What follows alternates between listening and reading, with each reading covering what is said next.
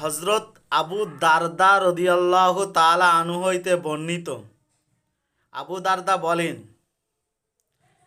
প্রচণ্ড গরমে এক সময় আমরা নবী করিম সাল্লাল্লাহু আলাইহি ওয়াসাল্লামের সফর সঙ্গী ছিলাম। সূর্যের তাপ এত উত্তপ্ত, এত গরম হচ্ছিল, আমরা নিজে নিজে নিজের হাত এরকম মাথায় ধরে ছায়া করছিলাম। এরকম এত গরম হচ্ছিল প্রচণ্ড। সেই সফরে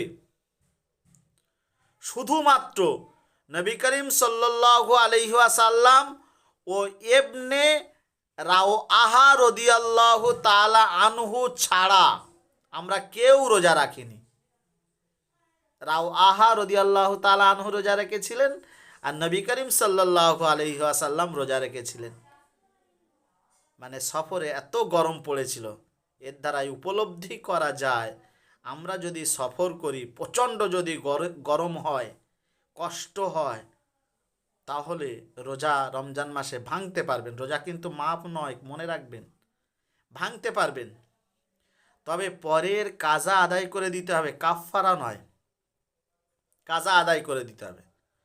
আর সফর ছাড়া যদি কোনো মানুষ ইচ্ছাকৃত রোজা ভেঙে দেয়, কাজা কাফফারা দুটোই ওয়াজিব। আর অসুস্থ হলে, কষ্ট হলে যদি কোনো মানুষ যান বাঁচানোর তাগিদে, যে আমি খুব প্রচণ্ড পিপাসা লেগেছে, সহ্য করতে পারছি না, পানি খেয়ে নিল, রোজা ভেঙে দিল, তাহলে তার জন্যে শুধু কাজা ওয়াজিব, কাফফারা নয়।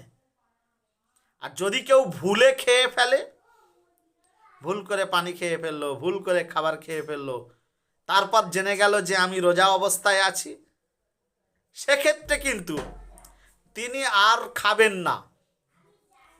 তারপর থেকে নিয়ে ইফতার পর্যন্ত, মানে মাগরিবের আজান পর্যন্ত অনাহারে থাকবে, উপবাসে থাকবে।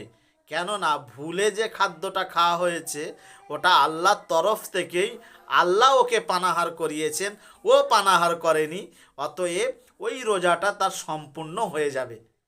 আগামীতে আসছে রমজান মাস, এগুলো আমাকে আপনাকে বিশেষভাবে খেয়াল রাখতে হবে। আল্লাহ আমাদের সবাইকে দিনের সহি বুঝ এবং সমঝ দান করুন।